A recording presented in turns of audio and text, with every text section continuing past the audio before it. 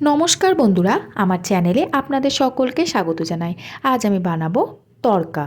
তার জন্য আমি এখানে নিয়ে নিয়েছি কালো কলাই ডাল প্রায় 1 কাপ মতো। এবারে তড়কার ডালটা খুব ভালো করে ধুয়ে নিতে হবে 2 থেকে 3 বার। 2 থেকে 3 বার ধুয়ে নেওয়ার পরে আরও কিছুটা জল দিয়ে ঢাকা দিয়ে রেখে দেবো প্রায় 2 ঘন্টা মতো। এবার আমি প্রেসার কুকারের মধ্যে প্রায় 1.5 গ্লাস মতো জল দিয়ে কলাইটা দিয়ে দেব। ঢাকা দিয়ে আমি এখানে 3 থেকে 4টে সিটি দিয়ে নেব। কলাইটা দেখুন একদম সেদ্ধ হয়ে গেছে, জলটাও পুরো শুকিয়ে গেছে। সাথে আমি এখানে নিয়ে নিয়েছি পেঁয়াজ, কাঁচা লঙ্কা, আদা, রসুন এবং টমেটো কুচি। সমস্ত কিছু আমি খুব মিহি করে কুচিয়ে নিয়েছি। কড়াইতে দিয়ে দেব সরিষার তেল 6 চামচ মতো। তেলের মধ্যে দিয়ে দেব বড় চামচের 1 চামচ বাটার। মিডিয়াম ফ্লেমে রেখে দিয়ে তেলের সাথে বাটারটা খুব ভালো করে মিশিয়ে নিতে হবে। একে একে আমি এবারে পেঁয়াজ, আদা, রসুন, কাঁচা লঙ্কাগুলো দিয়ে দেব তেলের মধ্যে। টমেটোটা এখন দেওয়ার প্রয়োজন নেই। মিডিয়াম ফ্লেমে রেখে দিয়েই খুব ভালো করে ভেজে নিতে হবে। 2 থেকে 3 মিনিট মতো নাড়াচাড়া করে নেওয়ার পরে দিয়ে দেব পরিমাণ মতো লবণ।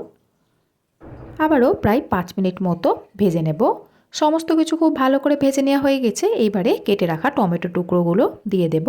আমি এখানে 2টো মিডিয়াম সাইজের টমেটো ব্যবহার করেছি।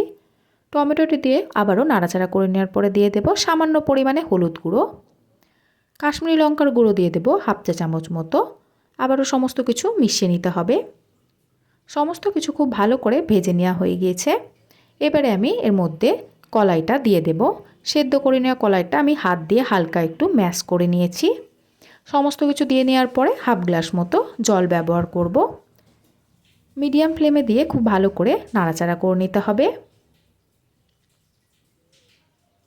দিয়ে দেব 1 চা চামচ মতো তড়কা মশলা। আমি এখানে রেডিমেড মশলা ব্যবহার করেছি। মিডিয়াম ফ্লেমে 5 মিনিট মতো ফুটিয়ে নেওয়ার পরে দিয়ে দেব ধনেপাতা কুচি। আবারও সমস্ত কিছু খুব ভালো করে একসাথে নাড়াচাড়া করে নিতে হবে। সাথে আমি দিয়ে দেব 1 চামচ মতো কাসুরি মেথি। এতে ফ্লেভারটা আরও বেশি ভালো হবে। সমস্ত কিছু মিশিয়ে নেওয়ার পরে 1/2 চা চামচ মতো বাটার দিয়ে দেব।